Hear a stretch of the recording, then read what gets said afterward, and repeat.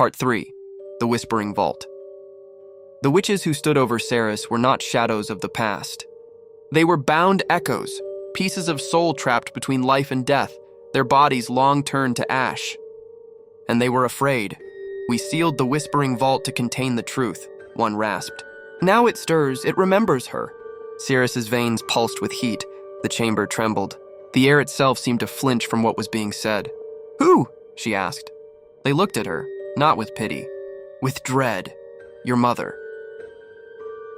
Guided by spectral flame, Ceres descended through the crumbling temple, past wards etched in blood and bone, past the pillars of memory, where the walls whispered spells that tasted like burnt sugar and sorrow.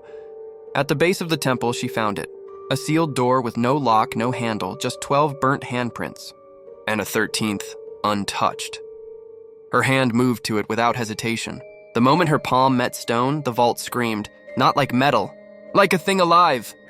The door shattered inward. Inside the vault wasn't a room, it was a fracture in reality. Floating platforms spun in slow, arcane orbit around a core of pulsing light. And chained at the center was a figure, draped in ragged robes that defied gravity, suspended in a cage made of breathing iron. The figure lifted its head, eyes met hers. They were her own eyes, but colder, older, and filled with madness. The chains clattered as the figure lunged, but they held barely. "You carry the flame," it rasped. "But you were meant to die with me." Ceres stepped back, shaking. "Who are you?" "I am Ashira. The 13th, I was your mother's twin.